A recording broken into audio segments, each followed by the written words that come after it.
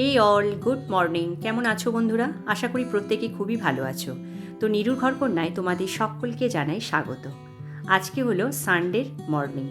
আমরা সবাই মিলে এই শীতের সকালে বেরিয়ে পড়েছি মা বাবার বাড়ি। এত সুন্দর ঠান্ডা ওয়েদার, তো যেই কারণে ভাবলাম যে মা বাবার সঙ্গে একটু ছুটি কাটিয়ে আসি। তো দেখো আমরা সকাল সকাল বেরিয়ে পড়েছি।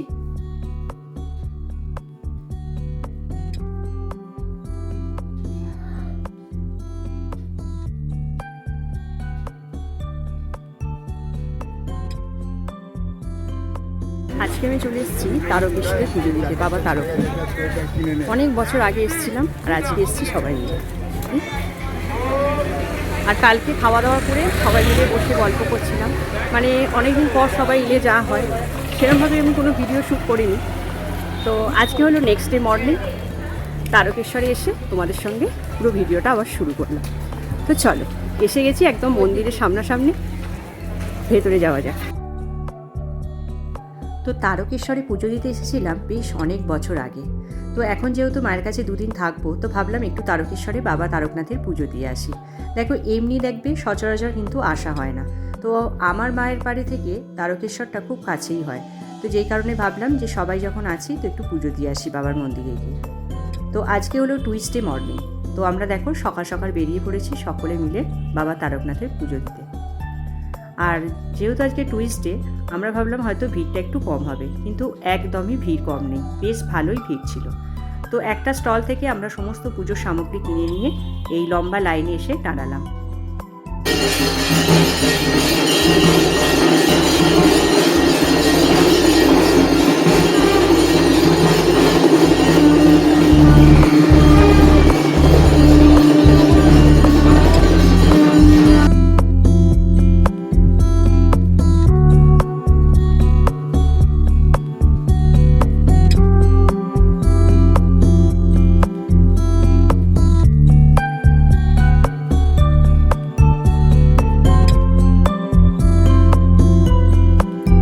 আর বাবা তারকনাথের মন্দিরের ঠিক পাশেই রয়েছে এই বিশাল জলাশয়টি। এটি দুধ পুকুর নামে পরিচিত। পুরাণে কথিত আছে, যারা অনেক বছর ধরে দুরারোগ্য ব্যাধিতে ভোগে, তারা যদি বাবা তারকনাথের নাম করে এই পুকুরটিতে স্নান করতে পারে, তাহলে সেই ব্যাধি থেকে মুক্তি পায়। আমাদের পুজো দেওয়া হয়ে গেছে, এখন আমরা যাচ্ছি রাজবাড়ি। ওখানে প্রসাদের জন্য টিকিট কাটতে হয়, সেই কারণে যাচ্ছি। দেখি একটা দেরি হয়ে গেছে, কোন পাবো কিনা জানি না।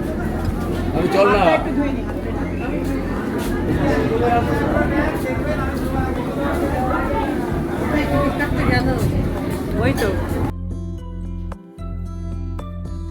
বাবার মন্দির থেকে বেরিয়ে রাস্তার দুপাশে তোমরা এরকম প্রচুর পুজো সামগ্রীর দোকান দেখতে পাবে, যাতে বাবার পুজো রিলেটেড প্রচুর জিনিসপত্র পাওয়া যায়। যেমন শিবলিঙ্গ বসানোর জন্য যে পাত্র, তারপর ঘণ্টা, পিতলের ঘটি, পুজোর যা সামগ্রী তোমরা দরকার, সেগুলো এখান থেকে, যদি কারোর বাড়িতে না থেকে থাকে তো এখান থেকে সংগ্রহ করতে পারো।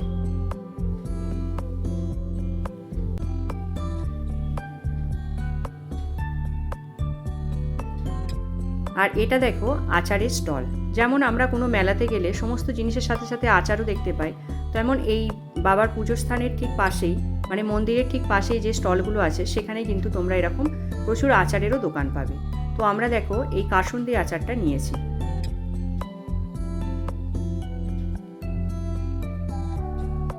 তো এখন দেখো আমরা একটু চা খেয়ে নিচ্ছি, কারণ সকাল থেকে আমরা শুধু চাই খেয়েছি, পুজো দেবো বলে সেরকম কিছু খাওয়া হয়নি। আর রাজবাড়ির কুপন আমরা পেয়ে গেছি অলরেডি, 12:30 থেকে প্রসাদ বিতরণ শুরু হবে। তো সেই কারণে আমরা আর ভারী খাবার কিছু খেলাম না, এখান থেকে প্রসাদ খেয়ে বাড়ির দিকে রওনা দেব। আর এটা হলো রাজবাড়ি।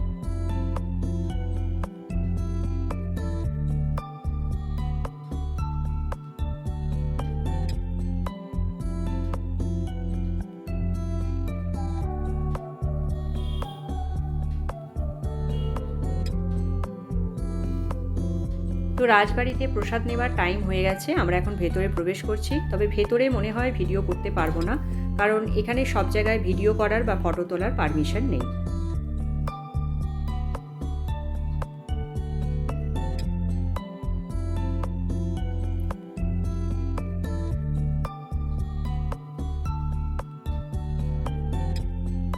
তো বন্ধুরা, আজকের এই বাবা তারকনাথের পুজো দেওয়ার ব্লগটা তোমাদের ঠিক কেমন লাগলো অবশ্যই কিন্তু কমেন্ট করে জানিও। আর ভিডিওটা যদি ভালো লাগে অবশ্যই লাইক করো, বেশি বেশি করে শেয়ার করো আর চ্যানেলটা সাবস্ক্রাইব করে নিও। তো আজকের মতো এইটুকু।